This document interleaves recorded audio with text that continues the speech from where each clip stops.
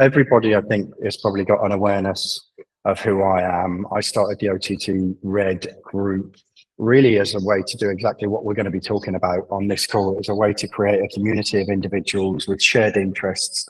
And I'll talk in the content that I've created for you around the spirit of why I wanted to do that. Clearly, there's commercial gain there. I want to be totally transparent with you guys, because at the end of the day, you might choose to emulate some of the things that you hear about on this call from each other and from me. And I want you guys to get the most out of it. So, you know, we're all in business. We all know what we want to achieve. It's the way you package that up. And for me, the value that you create for other people and what you're offering if you expect to get something. So I have entitled this Digital Marketing, the Golden Rules of My Experience. This is not necessarily exhaustive. It's not necessarily extensive. It's just a download that I tried to create for you, not only to impart a feeling for what we do and how we do it, but also so that you've got the opportunity to ask questions. First of all, why did I get into LinkedIn and digital marketing? I'll set the stage, I'll lay the foundations for what made me do what I've done. When COVID hit, and I'm obviously in my main business is a recruitment businesses. We've got a few businesses, but that's 80% of my income. All of a sudden, the first thing that dried up was obviously recruitment, you know, and I'm sat there at home, like many of us were, thinking, what's going to happen now? You know, how do I make sure that the horizon of opportunities that was like this across the sectors we were trading in, that's going to go to this, is still one where if people want to hire, I'm front of mind. And I suppose that's a key point, because agnostic of the fact that we're now not in lockdown, you know, we're living a more liberated life, that is still the objective, right? You want to make sure in digital marketing or personal branding, or indeed corporate branding, that your brand is front of mind when somebody thinks of a challenge, a problem, or something that they want to address. So I was sat there in that position, and I spoke to one of my buddies, a guy called Sean Anderson, who, by the way, is an absolute guru at this kind of stuff. He leads a marketing company called Hoxo Media, Hoxo. I'd really recommend that you potentially follow Sean, because some of the stuff he does is absolutely excellent. And he's been my kind of mentor to do a lot of this sort of stuff. But I spoke to Sean and I said, shit, buddy, what should I do? And he said, just mobilize quickly, make something that is pertinent to the moment and that creates value for people. So we started a series of podcasts called Code Red, and I started inviting people onto those podcasts who are senior business leaders. The SVP, one example was the SVP of EMEA for NVIDIA, the graphics card company, a guy called Jaap Zijderveld. Jaap came onto, there's a few more people joining, I'm just going to admit them. Jaap came onto one of the Code Red webinars and podcasts that I did, and just spoke very transparently and in an unscripted way about his experience, how he was leading his team, etc., etc.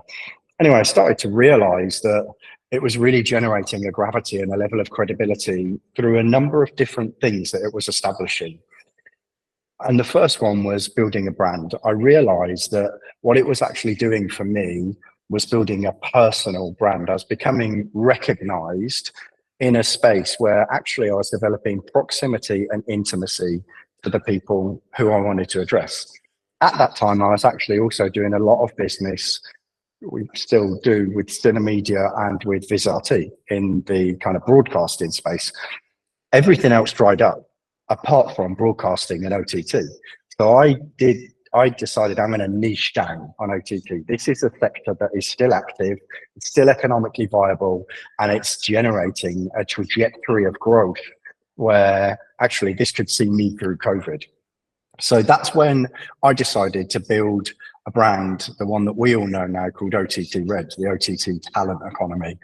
This is one of the first things that I'd say to you guys, because that logo, you know, when I designed it on an app, I designed something that I wanted people to develop a familiarity with. If you're talking about proximity and intimacy, I knew that in everything that I produced, be it a newsletter, be it a podcast, be it a picture on LinkedIn, I'm going to put that logo onto it, because I want people to develop that resonance when it comes to what it represents to them and what they expect from that brand. And again, I'd reiterate, whether that's a personal brand or whether that's corporate branding, really important to make sure that the consistency of whatever you're putting out there, whether it's emails or on social media channels, has got that brand for you. Here's a really important question that I think is so vital, and I constantly ask myself this question: what's the purpose? Why am I doing it? Because if there's one thing that I would really honestly share with you guys when I was more at the beginning stages of what I was doing, I look back on some of my content and I look at it and I realize not just content, actually the digital marketing that we were doing, newsletters, HubSpot, all of that sort of stuff that I'll talk about, which is Mark, where your question started, right, around HubSpot. And I know James had a few questions around that from the group. I looked at that and I thought, I'm actually kind of just creating this because I love it, and it's almost become a vanity thing. I don't mind saying that now, and just kind of creating it to get it out there. It becomes really important to realize the ecosystem of social capital that digital marketing, personal branding, and corporate branding creates. It's not just about the vanity of creating stuff to put it out there. In fact, if you're doing that, I would say you're wasting your time. Everything that I do, when I'm putting it onto LinkedIn or when I'm sending messages out, even just invitation requests, I'll show you the system that I use called Dripify in a second. I've got a screenshot from that. I track in numeric terms everything, because if something's failing, I ditch it fast. And I think that's one of the things you really need to be aware of, guys, because you have to have a clear thought in your mind around what the purpose is, what you want to achieve, and then a metric associated to it where you keep your finger on the pulse of whether or not the trajectory of the traction that it's generating is going in the right direction. And if it's not, can I pivot?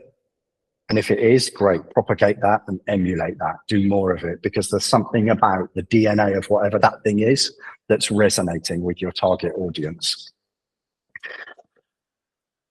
I spoke about making content. Now, there's loads of different sorts of content that you can create. The type of content that I've gravitated towards is obviously the podcasts. I've supplemented that within the ecosystem of actually creating something that was much more organic with the WhatsApp group. Now, that WhatsApp group, I can promise you, when I created that WhatsApp group, it was quite a big jump off point for me, because when I created it, I thought this could go badly wrong. If I don't have the reputation that I've got, and if I don't have the sort of relationships that I think I've got, I could just be creating a forum here where there's no regulation. I can't control it. People can say whatever they want. What the hell? Let's do it. If you don't risk anything, you risk more, right? So I started that, and I started sending the QR code out. QR codes are a brilliant thing to use, I would say. You just need to work out what the risk profile is of the thing that you're associating that to, because I knew what the risk profile was of starting a WhatsApp group that anybody could join. And I don't know if you guys recall that, but in the early days, before we started regulating the WhatsApp group through the app that we subsequently started with Carlo DeMarcus, the WhatsApp group did get bombed. I don't know if you guys ever remember, but someone dropped loads of porn links into it at midnight one night. I don't know if that was a competitor. I don't, you know. Fortunately, one of my guys, I think it was midnight on a Saturday night, one of my guys was walking home from the pub, spotted it and managed to delete it because there was an admin within the group. But that was the risk associated to that. That's when we made the turn and decided to regulate access to the group because of its organic nature through the app. What did I get from that I hadn't really anticipated? What I wanted to create was a quality gateway into that organic forum where anyone can say whatever they wanted. What it actually led to, it created a breath of life for the app, which, by the way, I still think is underutilized, and I've got big plans for that. But what it meant was that if people had to go into the app first and put their profile in the app with their contact details and their LinkedIn profile, one of the guys in my team, James Gilbert, who I'm sure a lot of you will know, checks that on a daily basis, checks the validity and legitimacy of people who want access to the WhatsApp group, checks their LinkedIn profile to make sure that they are actually in OTT and broadcasting, and then gives them permission to come into the group. That's how we protect the professional integrity of that group. And I actually think Although we had to kick hundreds of people out of that group, I actually think the integrity of the group now is better than it's ever been. I'd rather have less people and higher quality than have loads and loads of people who most of them, and I think we even had one guy in Africa that was trying to sell counterfeit shoes when we looked into him. So, that's the risk with this kind of digital arena when you get into it. That's the WhatsApp group, and that's the app. My point that a point that I want to make for you guys here is it doesn't necessarily have to be podcasts. It can be posts, it can be emails, it can be personalized messages. And I have experienced across a lot of the activity that we do to supplement the digital activity, that what really brings it to life and what gives it a chemistry in terms of my relationship with people is hosting events. Again, in 2024, I want to host much more events through members of the group all around the world. But I actually think doing in-person events is almost something that you have to do in order to bring your digital presence to life. Otherwise, I think there's a superficiality to what you do in the digital arena. People like, we all like to meet people. We all like to talk to other people. We like to interact. It's very hard to emulate the nature of what you get from people when you're actually with them in a digital arena. Here's one of the points around everything that I've just shared with you. I have a belief in life, not just in my professional career, that effort gets recognized. I've made posts about this before, but I think one of the filters that we've all got psychologically is when you see something that somebody has done where they've made the effort to do it well, that means something. That's got a currency value associated to it in how we interpret whatever that is. And in the case of digital marketing, I'll look at your question in a second. Thanks, Maria. In the case of digital marketing, I actually have grown and gravitated more and more towards putting more effort into what I create, what I do for people, what I do with people, because I do have that belief. It's intangible, but I have that belief that if you do something and you put more effort into it, the way that lands and the traction that hopefully it generates will be positively incommensurate with the outcome that you're trying to generate. Maria, I don't mind if you want to chip in. I see you've asked something in the group there. I would say needs to be a balance between those who host and those who speak. Host needs. What was your point on that one, Maria? Was it more with reference to? I heard you talking about, being a podcast host, and I thought, oh no, if everybody becomes a podcast host, then who's going to be doing the speaking? And there are those of us who like to speak, and those of you who really love putting together great podcasts. And I think it's a real skill to do that. So it's interesting, Maria. I look at some of my first podcasts and I realize how amateur they were. And it's little things, right? Because I actually look back at some of the others and I've really realized, exactly like you said, the nuances are actually the things when you look back that you realize the small things make a big difference. But even within my own podcast, I've realized that when you ask someone a question, you need to give them the chance to answer it, because people who are listening or watching are watching not because of you as the host, but because of the value that they potentially get from listening to the guest. Even little things like when we're interacting with each other normally, it's very natural to, as somebody saying something, to do things like, yeah, we do things like that naturally. In a podcast, that really messes the flow of an interaction up. So now I'm like, ask the question and shut up, Chris. Just stay quiet, because it's so important when you listen back, and the professional quality of content really means something. So for those of you, and I'll talk about video content in a while, for those of you that want to do video content in short form or more protracted formats, that's one of the things I would offer you. It's really important to ask a good, succinct, crisp question and then put the spotlight on the person that you've asked it to. But effort gets recognized is a really important thing. Around this point, around the purpose, when I made OTTRED, I decided that the purpose was to create value. Now, that's probably a reflection of my personal value set as much as anything else. I kind of feel like my experience of business is that if you want to get something, the best way to engender the right spirit within a relationship is to offer something. And I really think there's something in the nucleus of that to consider when it comes to digital content. Because if you're not really offering anything of value, I don't think you can realistically expect to get much value back. So you're going to see an underperformance on what you get back, and then that's going to feel exhausting over a period of time.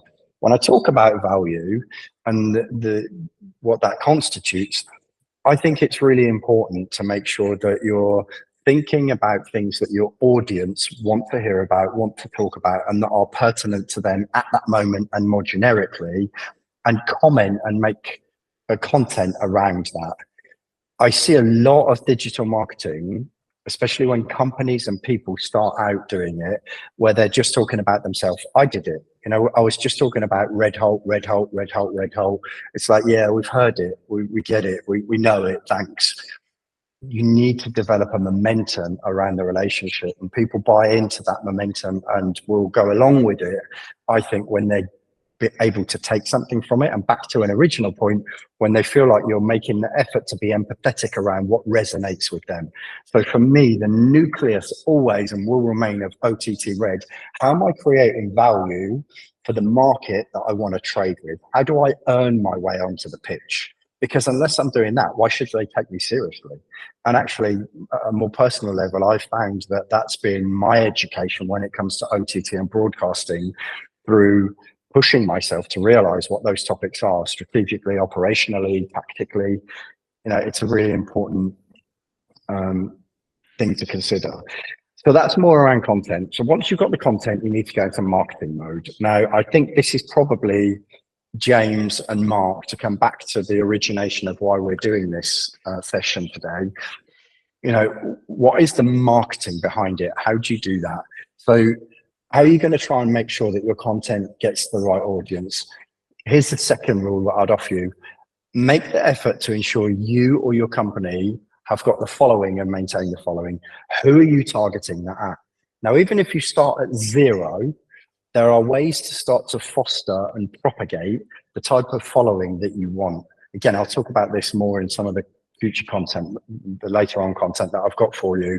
But for me, I really, and I still do this, I really proactively started to make sure that I followed and tracked and commented every single person. In fact, Maria, you're a great example, right?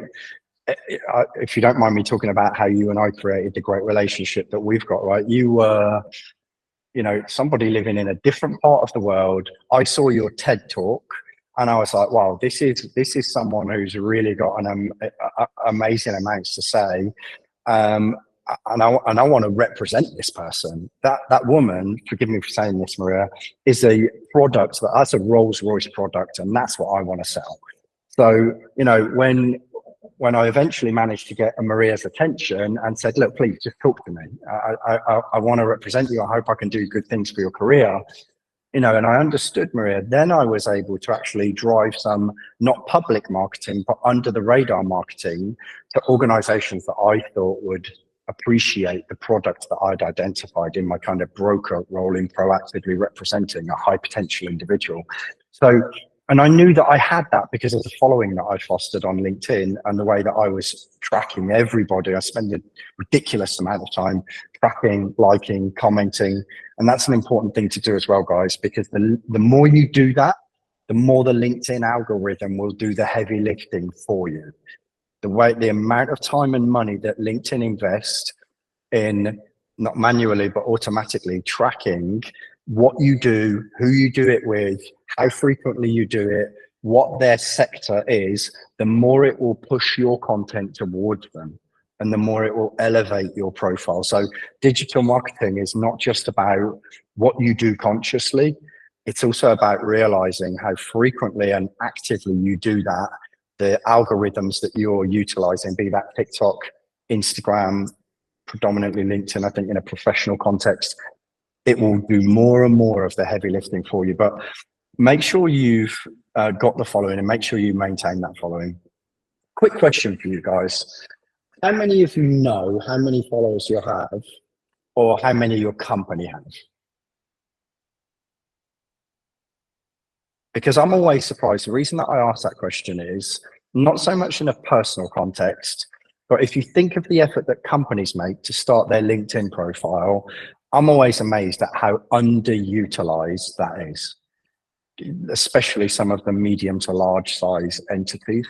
And I think for those of you who are thinking about how you utilize what we're talking about today in a professional context, you can do it through personal branding and as a subject matter expert in your domain of expertise as a sales guy or whatever, sales guy, sales girl.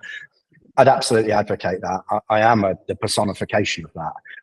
But I would also say, don't forget to talk to your company about how they utilize their LinkedIn page, because ultimately, I'll come back. That's a great question, Benji, around the problem is measuring the quality of those followers. That is a really, really important point, and I will absolutely come back to that. And there's a reciprocation in that as well, Benji, because the quality of the following is often indicative of the quality of the content.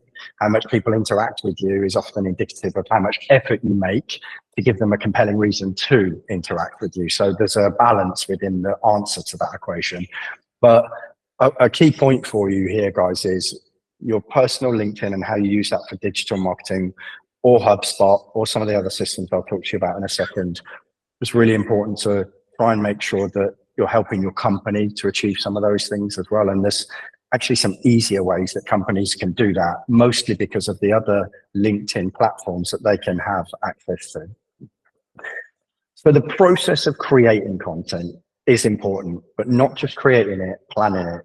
Every Monday morning, I sit down with my book and I just make a page of exactly what I'm going to do that week. How many posts am I going to make? What the nature of the posts are going to be? Which podcasts I'm releasing? How I'm going to promote those podcasts? You know, I feel like for me, having that plan makes it easier, because the first thing that I do every morning is make sure that while I'm having my coffee, I've just got those things loaded up. What am I going to do? How am I going to do it? And one of the things that I want to start doing this year is more of the posts about my team and about me personally. When it comes to, I read a lot. I read every day. I read on a Kindle, so I actually copy my quotes from the Kindle. And then what I've started doing recently is using those quotes from Robin Sharma predominantly as headlines for my post. On your posts, guys, when you're making posts, I know that I'm downloading loads at you here, so you can ask me any questions afterwards. And I'm recording this as well, so I'll send it to you afterwards. This is a strange thing that I'm going to tell you, but it's happened to me and it might happen to you. I think the way we are taught to write logically doesn't really work when you want to arrest attention on LinkedIn posts. Typically what you do in the flow of a LinkedIn post is write something where the cascade of your narrative culminates in some sort of question, conclusion, offering. What I do is I write my post, and then whatever I have at the bottom of that as the natural conclusion, question, whatever, I cut that and I put it on the top, because the chances are, in the way that LinkedIn makes posts, that's going to be the part of your content that's most arresting, the question, because that is what, and this is to your point, Benji, around the quality of the following that you generate. When you see a LinkedIn post, the objective is to get somebody to click the see more. When they click that see more, the LinkedIn algorithm recognizes that person's profile as somebody that they should remember is somehow connected to. And the more people in the same sector do that, or from the same company or whatever, the more LinkedIn remembers that that's the domain that you operate in. So a good way to get people to do that, when you write a post on LinkedIn, look at it, feel what the sentiment of that post is, and then ask yourself, is the last thing that I've written potentially the thing that I should cut and paste to be the first thing? Because that is highly likely, in my experience, to be the thing that is most arresting. But back to the original point of what's on the slide at the moment, it's not just creating content, it's about planning it. So you develop a level of diligence around how you execute on your intentions to propagate the purpose that you've set out for yourself, which for us all in this instance is a commercial purpose. The next thing, and again, Benji, back to your point, If you're not harvesting, then you are only taking step one. What do I mean by harvesting? When you create content and when people comment on that, it is absolutely essential to, at the minimum, like the response that they have made for you. Again, this propagates the algorithm, it elevates your profile, it adds weight to the LinkedIn algorithm in terms of how influential you are. Quite often, if I get a lot of comments, and I'll tell you what a great one is when it's your birthday. I don't know how many of you get this, but when it's your birthday and you've got a lot of people saying happy birthday, try and respond to all of those people. Sometimes I get 80, 90, even more responses to a post. If I possibly can, I try and actually respond to all of those. And if I possibly can, I also try and pepper that response with some kind of question. I always try and avoid using the same auto response to everything. It just looks really superficial, I think, and it looks like a lazy way to respond. Again, it's about effort and how people feel about how genuine your presence is within the digital arena.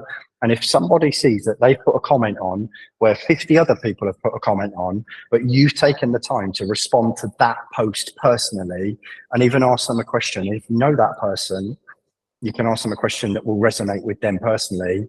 That means something, right? It generates sentiment and it generates equity within the nature of the digital relationship that you're fostering with that person. So that's just one example of how to harvest. But if you're gonna set sail from the harbor on a digital journey, you must recognize that the wind in the sails is not just creating content, that's just loosening the ropes. Harvesting is where you get forward momentum. You must do that. I always talk to my team a lot about harvesting literally as an orchard. You know, if you're not picking the fruit of the content that you've made, then actually you've just got an orchard full of apples that you're not picking. You're not being a responsible farmer. There's no point making the content. If you're going to take time to create an orchard of opportunity, you must pick that fruit. It's an ongoing process. It definitely grows and blossoms. So in the next section, I've got some screenshots of tools that I use, and I wanted to give you a bit of an insight into some of the platforms that I use to help me, but it's probably a good juncture for me to pull up and just see whether or not there are any questions. If you guys want to come up off mute or put questions into the chat, I'm more than happy to field anything and give you an honest answer. Mark, is this good, considering that you know, the conversation between me and you and James is where this started. How's this stuff for you? Is this kind of hitting the mark with some of the stuff that will help you? It's super interesting because, as you know, I've been sort of making an effort on LinkedIn again, and certainly a lot of things resonate, and there's a lot of things sort of that I'm thinking, oh yeah, it's a good point. Need to just tweak things a bit. You know, I think especially on the commenting on other people, I think, you know, we're all friends here. There's a lot of us, you know, let's support each other. And I would say as well, another thing which I found quite interesting is commenting on, and I don't know, label me a groupie, do what you want, but you know, commenting on very successful people's posts. And if, as you say, don't just go, oh, great post, but actually show that you've read and digested and processed some thinking and provide some feedback or different insight in a comment. You know, you've actually found one of my favorite authors, right? One of the most cited business books in the world. I commented on his post and he replied back. I was like, great. So in terms of going back to the algorithm, you know, suddenly, you know, you've got a comment from someone who's maxed out in their connection request, got gazillions of followers. So if you're looking to really work LinkedIn, then you know, put your fears aside and just, yeah, you say, make the effort, go for it, and engage with other people as well, and that will reciprocate over time. In terms of, I mean, you've come at the same problem from a very different angle, Chris. You know, my thinking was from a sort of B2B product company marketing thing, but you know, you're saying all the same things I would say, just in a completely different context in terms of marketing and focus and effort. So yeah, great stuff. Thank you. Great. John, I'll come to your question in a second, buddy, but one of the points I just wanted to pick up on there, Mark, and for people who are in a B2B type of context, like you've said, Mark, I still think that the essence of what I've said is true. And here's where I think it's even more true. If there's a company that I want to trade with and I'm not connected or don't have the proximity to the individual who I think is a decision maker or influencer to the sales lifecycle that I'm trying to generate, frequently commenting and liking their stuff is a way to develop proximity, because I can almost guarantee you that what they're going to do at a certain point is go, who the hell is this Chris Redman guy that's commenting on all my stuff? They're going to check out your profile. And if you've got the right type of content in your profile, they're going to see what the validity is between what they do and what you do. And that's going to generate the sort of proximity. Endorse their skills. You know, that's another thing that you can do. And the more you can see somebody, the more somebody can see your name in their space in a positive, supportive, value creation type of context, then, you know, you become disproportionately more likely to start a relationship with that person. All you need them to do is comment back once on one of the responses that you've made to a post that they've made, and before you know it, you've got a connection. It's very unlikely they're going to respond to something with you and then not accept a connection request, because we all know, right? If they go onto your profile and there's already an outstanding connection request, all it will say is accept. They don't need to extend one. All they need to do is accept yours. And Trishna, exactly like you say, you know, it's not intrusive, it's positive. It's a nice way to engender a positive spirit using a digital arena to create a pipeline of potential opportunity. All you're doing is encroaching on the target that you that you want to make. John, you had a question, I think.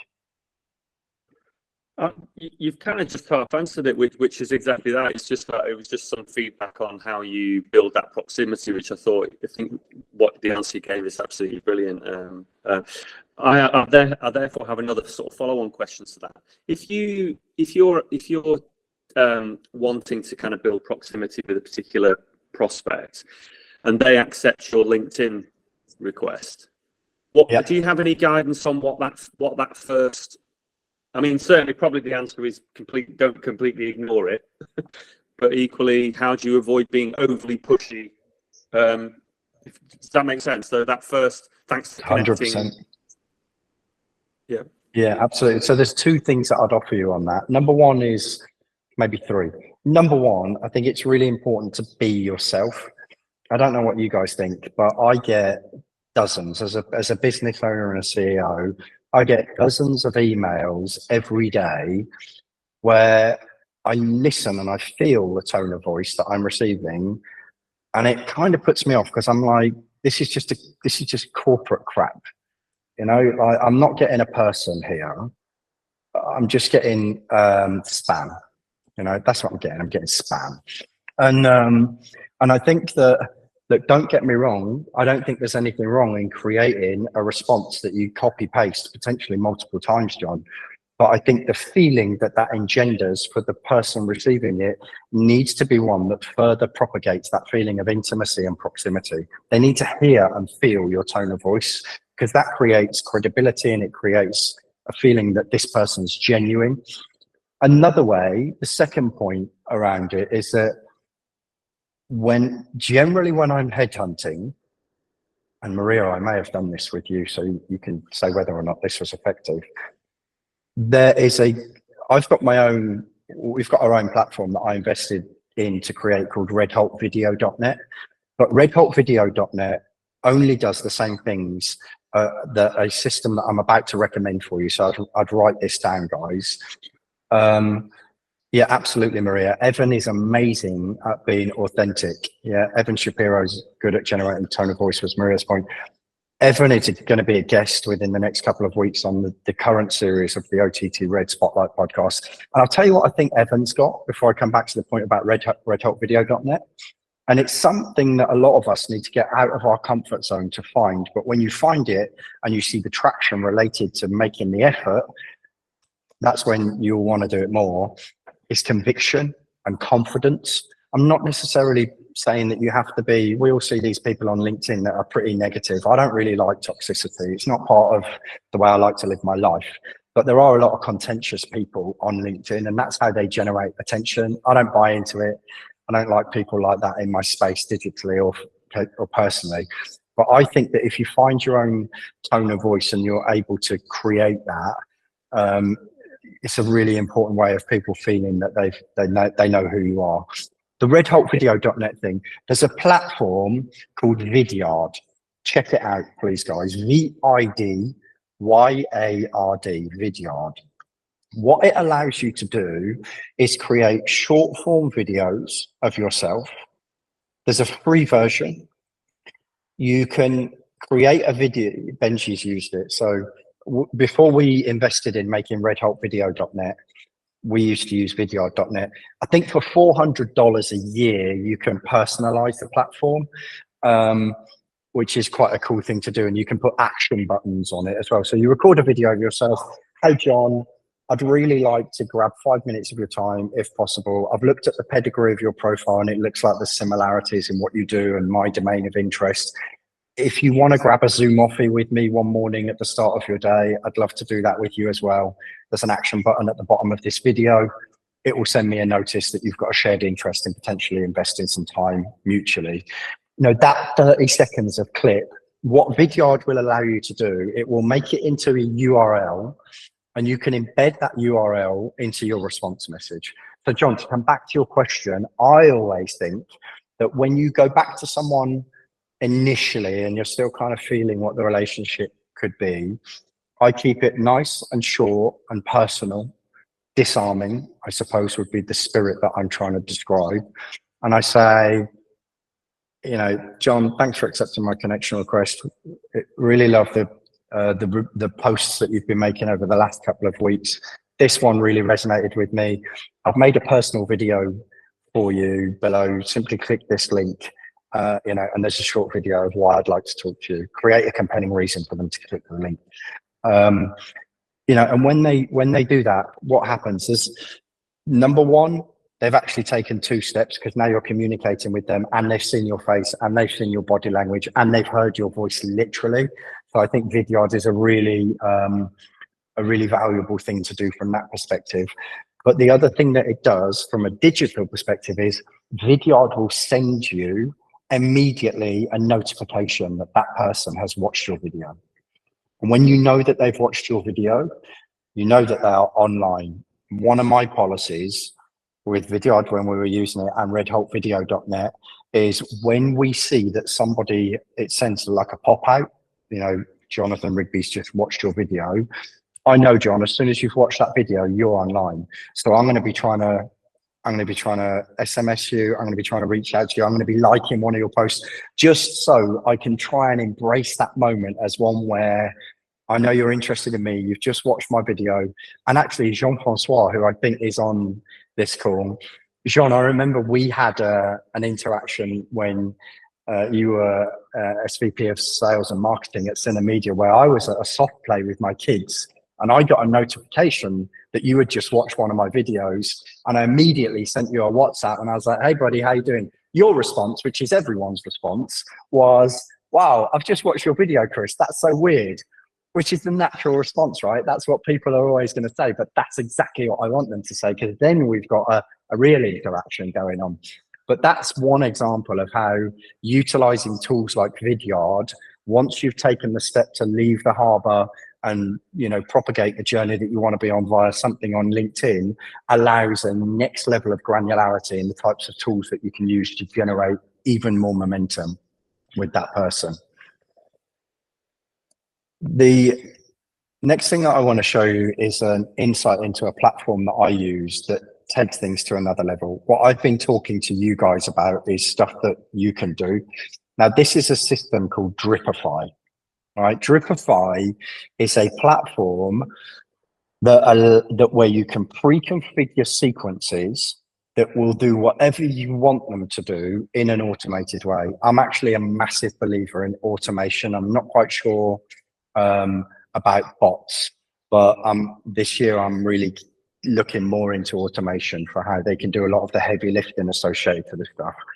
What Dripify does, it allows me to upload campaigns into LinkedIn, and I can configure a sequence of activities that I want Dripify to drive from my LinkedIn account. Now, here's an example of one for you.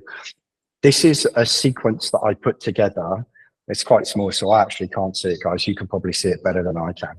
But what you'll see is that basically it sends somebody a connection request. And then if they don't... The way you're presenting, we don't see it because it's superimposed on your image. So we actually don't really see your screen very well. Oh, okay. All right, I'll just talk through. I'll send the screenshots into the WhatsApp group. Hey, Jesse. Yeah, hi. I just want to tell them if they pin Chris, then they'd get a bigger screen, and then they would be able to see the screen much better. Yeah, that's a great idea. Can you just quickly? How do you do that? You go into the three dots. You click on your image and you pin it. So yeah. It's just it's okay. quite easy. Yeah, cool. Okay, I'm gonna actually try and do that for myself because then, yeah, okay, cool. Jesse, I love that interaction. Thank you. It's good to have a technical expert on. Okay, so look, guys, here you can see. I think it's turned it around as well. I'll send the screenshots to you in the WhatsApp group afterward, guys, so you can see them. But basically, what Dripify facilitates is the opportunity for you to load up a whole load. I mean, I've had one of these campaigns before with 1,000 LinkedIn profiles in it. It will allow you to load up the LinkedIn profiles, and then you can pre-configure what you want the system to drive for you in terms of activity. So for me, whenever somebody comes onto my radar that's in the OTT world globally, whatever their job is, I add them to this, right? Because then John and Mark, some of the things that you were talking about, and Mark, this might be particularly interesting to you as the origination of this conversation was around system utilization. What this does is a whole sequence of events. So we'll send them the connection request. If they don't accept, it will start endorsing their skills. If they don't accept the connection request off the back of that, then it will like whatever you want. But I always configure it to like their posts every third post. That's it, Benji. Thanks for doing that, buddy. The link has just been put into the chat by Benji. Similarly, if they do accept, Jonathan, to your point, if they do accept, I've pre-configured a personal message within the system that will then reach out to them. And I've embedded a video into that message that introduces them to me. So it facilitates that conversation. If they don't respond to that message, I've pre-configured a second message to go 3 days later that kind of tries to get their attention in a different way. Now, what does this do? Based on what we've spoken about for the last 47 minutes, it takes all of the organic learning, the manually driven stuff that I've learned over the 10 years that I've spent in recruitment and the course of the last few years in trying to really, really get into one space. And it means that I can do that en masse. What it actually does, as soon as somebody does respond, is it pings me within the Dripify system and it says that person's just responded. Quite frequently, because I'm online all the time, either on my phone or on this laptop, what it allows me to do is override that and manually respond, which I, again, going back to the point around making effort, I quite like to do. What I hate the thought of doing is missing the opportunity to respond because I'm in back-to-back meetings or running a selection campaign or whatever for one of my clients. This means that it gives me the safety net and the degree of assurance that that person isn't going to go unanswered. And you can see there that it's got a number of different steps to take.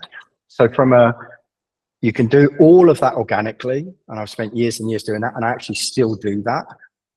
And I supplement that now with this system, Dripify. I don't know if they do a free version. I think they do. I've got the top version. I think it costs me about $1,000 a year to have that. But for me, it's worth it because it's a professional investment. So Dripify is something to have a look at. There are also alternatives to Dripify. That's just the one that I chose. I also wanted to give you a feeling, guys, for this. All of the content that I make from a video perspective is done with just these three things. My mobile, some clip-on mics, and a tripod that collapses. And I have these three things with me all of the time. They're in my rucksack that I take with me to every meeting, everywhere I go. Even if I'm going back to the UK, I know that they're with me all the time. So if I get an idea of something that I want to do, I can just pop that stand up, attach the microphone. It plugs into the port on the bottom of the microphone. That's quite an expensive one. That, I say expensive, that cost me about £70. You can get versions on Amazon that are £15. The nature of how much they will enhance your video content from a sound quality perspective, and generally because the quality of how all phones generally from now, very high pixels, really good content, but the sound quality can still be a bit rubbish.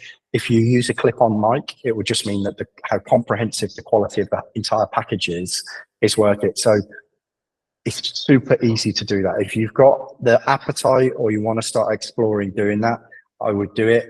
One of the guys who I've worked with quite a lot over the last 3 months, who in my mind has become exemplary at doing this, is a guy called Tom Watson, I think his name is. He is, I'll put the link to his profile in the group. Tom Wheaton, his name is. He's a partner at Positive Momentum. I'm just going to quickly pop his profile. But after this, take a look at the stuff that he does on LinkedIn with just there you go, guys. That's Tom's profile. With just the equipment that you can see in front of you. I think you'll be impressed at what Tom does. And again, what you'll see in the content that Tom makes, Tom used to work at Xperi, who obviously own TiVo and a number of other different entities when it comes to our arena. He was a leader within their customer success management space. Now he's independent. And actually what he does, you'll see in all of his videos, he chooses a great location in the countryside somewhere. He pops the tripod up and he makes like a 2-minute video about something that resonates with his skill set, his subject matter expertise, which is CSN. Check him out. I think it's inspirational what he's done. 3 months ago, he didn't do anything like that. Now he makes one a week. And I know the traction that he's generating from doing that is building an onward momentum. The editing tool that I use, some of you will be familiar with this, is a tool called CapCut. CapCut allows you to do all of the AI generated subtitles. You'll see that a lot in my videos, different colors, different formats, whatever. Whenever I post something that is video content on LinkedIn, after I've posted it, I go into it and I remove the LinkedIn captions. I think LinkedIn, in the way that it generates captions, quite frequently generates what can be embarrassing spelling mistakes. I don't think it's that, I don't know what system they use, but I don't think it's very high quality. I prefer to do my own thing, and I prefer for it to be a bit more arresting visually. That's just indicative of my style. I also think it goes back to the point of making effort. You know, if you make the effort to craft content before you post it, I think people receive it as something that is a level above. So part of the reason that I use CapCut is because I've got the app on my phone and they've also got a desktop version. So if you prefer creating content using your laptop, you can do that, and you can still use CapCut as your editing suite when it comes to using your laptop or your mobile. We talked about HubSpot. Personally, I've used HubSpot for years. I've gone off it. I think HubSpot is really clunky. I think it's difficult to use, even though I've done training courses on HubSpot. The one thing that I do like about HubSpot is landing pages. Now, one of the things that I wanted to share with you is the link that I've just put into the OTTRED community for you. That's an example of a landing page. It's something that I made for this lady. Now, this lady was looking for a role.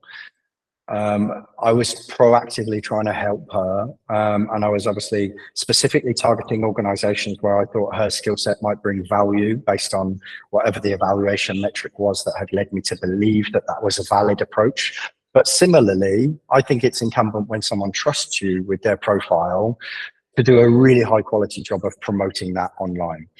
The way that I did that with Vanessa was I created a video of me interviewing her. In fact, I created a number of videos. One of them was me reviewing her AI-based psychometric profile. And then I put that onto a landing page. Now on the page, if you clicked the link, what you will see is that in order to get her profile, someone has to click the download for full profile. In order to get that, they have to fill in their LinkedIn address and their email address. Within the back of HubSpot, what that gives me is a table of everybody that's expressed an interest. Then I've got a sales pipeline. That's my job, to follow up with all of those people and do whatever needs to be done in an individual relationship context with those people to further the probability of being able to get an interview, in my instance, for Vanessa. So that's how I've used HubSpot. I don't know what your experience is, guys, on HubSpot, but I think that one of the things that put me off it most is that in order to get anything above the starter package, I think it's like £4,000 a year or something like that. And it's just not user friendly enough for me to want to go that far in it. Has anybody got any experience of HubSpot? Or Mark, I don't know if that's something that you've used before, but HubSpot is obviously dominant in the market when it comes to digital marketing. I actually think when it comes to recruitment and a professional platform, it's the equivalent of LinkedIn. And, it seems to be the name on the tip of everybody's tongue when it comes to digital marketing and being able to set sequences and that sort of stuff. Yeah, I mean, I've always been with companies who've used Salesforce until the middle of last year, and that was my first foray into HubSpot. And honestly, I think I'm normally quite good with systems like that, and I was just like, what on earth is going on here? I can't find anything. I don't understand anything. I can't seem to know where. We'd set up new fields and then they wouldn't be there because they were hidden. I'm like, why is it hidden? We've just set it up. I've never been in a position of sort of paying for it as a business owner like you, but certainly as a user, I'm just like, this is using up way too much of my time that I could be using somewhere else. Same. I've looked at other systems. There was one that I looked at just before Christmas called Force 24. And I thought that was really good. And the reason, Mark, coming back to the point you've just made, was it's usability. The UI and UX was so much more simple and intuitive. And in time-starved lives like most of us have got, that's got a value, right? There's an equity associated to the effort that somebody's put into the design of that platform. So landing pages, I think, are good. Whatever system you use, I think it's a good point to make. Maria, your question around what's intuitive on the Force 24 platform, is that what you mean? Yeah, sorry, I missed the name. Yeah, sure. So on Force 24, one of the things that I really liked about it when I got the demo was that there were a number of templates, a little bit like Dripify. Dripify does that as well. There were a number of templates that were preset. And actually, to Mark's point, that was one of the things, exactly what you experienced, Mark. That was one of the things that I found clunky about using HubSpot. It's just that usability. I found it to be really, really challenging. So, yeah, Force 24 was an alternative that I looked at. I'm conscious that I've been talking at you guys. Outreach, SD, thanks for that. Is another one. I'll definitely take a look at that, SD. I want to get through my final slides, guys, because I don't want to overrun into taking more of your time. But whatever you do, whatever you use, about putting out the content and then harvesting. And back to a point that I made at the top of the hour, unless you're harvesting, making content is pointless. It's about knowing your audience. It's about creating some form of content, whatever that is, that will create value for them. And then it's about harvesting. When the energy starts to go into the event that you've made, whatever that is, and we're talking digital in this sense, you need to do the harvesting, because that's actually where the excitement is. That's where you start to get traction. I've already made this point actually, guys, earlier, but like and comment on as much as you can, especially when people respond to your posts. You're helping yourself by doing that. It's not just about having good online etiquette. It's actually, in a secondary sense, about helping yourself get wind in the sails of the digital presence and the digital journey that you're trying to carve out if you're using LinkedIn. Final point here then, around performance, before I offer you the visual, that's my final slide.